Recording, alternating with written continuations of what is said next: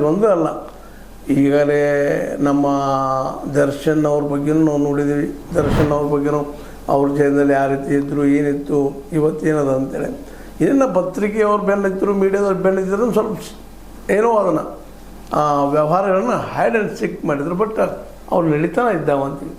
ಅನೇಕ ಜೈಲುಗಳ ಒಂದು ಸುದ್ದಿಗಳನ್ನ ಕೇಳಿದಾಗ ಅಲ್ಲಿ ಅನೇಕ ದುಡ್ಡಿದ್ದಂಥ ಜನರಿಗೆ ಅನುಕೂಲಗಳನ್ನು ಮಾಡಿಕೊಳ್ಳುವಂಥ ವ್ಯವಸ್ಥೆ ಇರೋದು. ಕಾರಣ ಏನಂದ್ರೆ ಅಲ್ಲೂ ಜೈಲಿನಲ್ಲಿ ಒಂದು ಭ್ರಷ್ಟಾಚಾರದ ವ್ಯವಸ್ಥೆ ಅಲ್ಲೂ ನಿರ್ಮಾಣ ಆಗಿದೆ ಅಂತ. ಈ ದುಡ್ಡು ಹಂಗದ್ರೆ ದುಡ್ಡು ಎಲ್ಲಿರ್ತದೆ, ಆ ವ್ಯಕ್ತಿ ಎಲ್ಲಿದ್ದರೂ ಆರಾಮಿರ್ತಾನಪ್ಪ, ಸೆರೆಮನೆಯಲ್ಲಿದ್ದರೂ ಸಹಿತ ಅರಮನೆಯಲ್ಲಿದ್ದ ಹೆಂಗಿರ್ತಾನೆ ಅನ್ನೋದಕ್ಕೆ ಇವೆಲ್ಲ ಸಾಕ್ಷಿಗಳು. ಮತ್ತು ಇನ್ನೊಂದಿಲ್ಲ ನಾವು ಗಮನಿಸಬೇಕಾಗಿದ್ದು ಒಂದು ಏನಪ್ಪ ಅಂದರೆ, ಈ ಶಿಕ್ಷೆ ಆಗಿದ್ದನ್ನು ನೋಡ್ರೆ ಪ್ರಜ್ವಲ್ ಅವ್ರಿಗೆ ಸ್ವಲ್ಪ ಮಾನಸಿಕ ರಿಪೆಂಟ್ನೆಸ್, ಪಾಶ್ಚಾತ್ತಾಪ ಇರಬೇಕಾಗಿತ್ತಲ್ಲ ಅಂತೇಳಿ. ಪಾಶ್ಚಾತ್ತಾಪ ಎಲ್ಲ ವರ್ತನೆ ನೋಡಿದ ಪಾಶ್ಚಾತ್ತಾಪ ಹೋಯ್ತು ಅಂತ ಹೇಳಲಿಕ್ಕೆ ಆಗುವುದಿಲ್ಲ.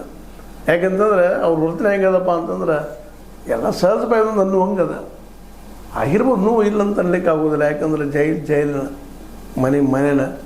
ಆದ್ರೆ ಇಂಥವೆಲ್ಲ ಘಟನೆಗಳು ಘಟಿಸಿದಾಗ ಜನಸಾಮಾನ್ಯರಿಗೆ ಏನು ಅನಿಸ್ತದಪ್ಪ ಅಂದ್ರೆ, ಈ ದೇಶದ ವ್ಯವಸ್ಥೆ ಏನಪ್ಪ ಇದು, ಇಲ್ಲೇನು ಯಾವುದಕ್ಕೂ ಇಲ್ಲಿ ಕ್ವಾಲಿಟಿ ಇಲ್ದಾಗ ಹೋಗುವಂಥದ್ದು ಇದು ಬೇಕಾಗಿತ್ತು ಅಂದ್ರೆ ಹತ್ತಿರ ದುಡ್ಡು ಇರಬೇಕು, ದುಡ್ಡಿದ್ದವ ಮಾತ್ರ ಆರಾಮಾಗಿರ್ತಾರೆ, ಇಲ್ಲ ನಾವು ಇಲ್ಲ ಅನ್ನೋದು ಸ್ಪಷ್ಟ ಆಗ್ತಾ ಹೋಗ್ತದೆ.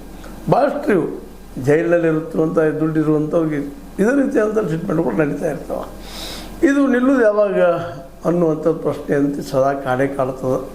ಅದಕ್ಕೆ ಉತ್ತರ ಕೊಡಬೇಕಾದವರು ಅವ್ರಿಗೆ ಸಂಬಂಧಿಸಿದಂಥ ಅಧಿಕಾರಿಗಳು, ಸರ್ಕಾರ ಕೊಡಬೇಕಾಗಿದೆ. ಇವತ್ತಂತೆ ಇವನಿಗೆ ಮೊಬೈಲ್ ಹೋಗಿ ಹೆಂಗೆ ತಲುಪಿತಪ್ಪ ಈ ಒಬ್ಬ ರೇವಣ್ಣಗ, ಪ್ರಜ್ವಲ್ ರೇವಣ್ಣಗ ಅನ್ನೋದಕ್ಕೆ ಅದೇ ಪ್ರತಾಪ್ ರಾಯ್ ಅಂತ ಇನ್ನೊಬ್ಬ ಬರ್ತಾನೆ, ಅವಾಗ ನವೀನ್ ಎನ್ನುವಂಥ ಮೊಬೈಲ್ ಕೊಡ್ತಾನೆ ಅನ್ನುವಂಥ ರಿಪೋರ್ಟ್ ಬರ್ತಾವೆ.